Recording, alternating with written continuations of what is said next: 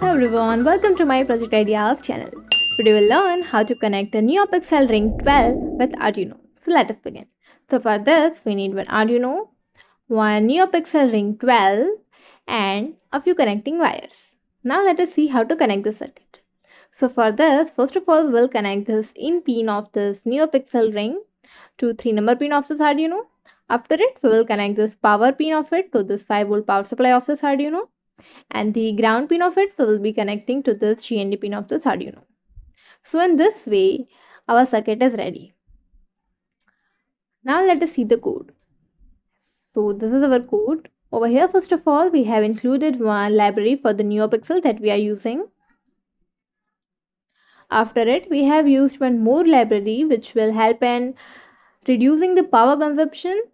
And after it, we have defined a pin to 3 to which this NeoPixel ring is connected to this Arduino. After it, we have used this variable ring which contains the parameters.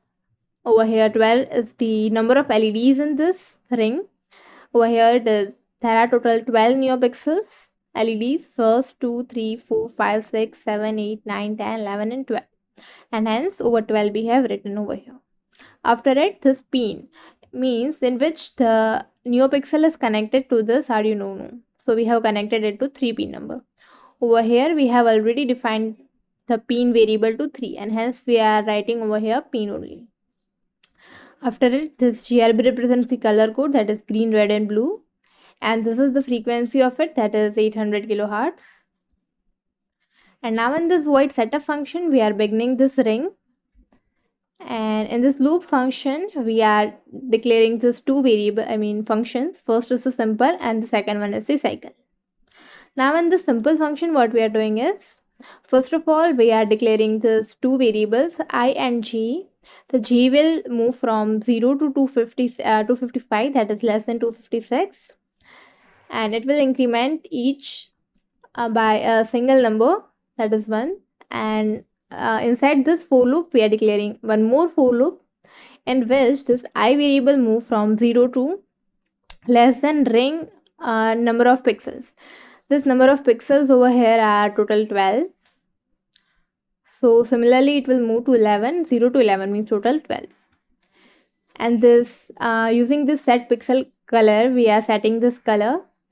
I will move from 0 to 12, means from this LED to this LED. And after it, we are using this wheel function. And in this way, using this dot show function, the colors will be represented in this ring. And this one is the delay function that takes time in milliseconds. Similarly, in this cycle function as well, it will look something like a cycle. And over here, the colors will be changed. Over here in this simple function, the whole this whole ring will have the same color at a time, whereas in the cycle function, a bunch of LEDs will have the same color and it will change in a cycle. So over here as well, we are using this wheel function. Now in this wheel function, what we are doing is we have declared one variable of byte, and this is position. Now this position variable will be equal to 255 minus position. Now if it will be less than 85, then we are returning the different color, and if it will be less than 170, we are returning the different color. And in this way, at last we are decreasing it by 130, and in this way it will work. Now let us see how exactly it will work. So for it, I'm clicking on start simulation. As you can see over here, different colors. This is a simple cycle. The same colors in all over the ring. How beautiful it looks.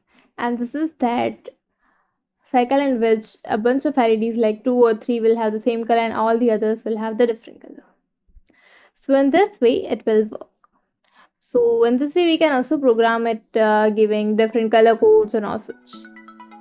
And it will look really beautiful. Thank you.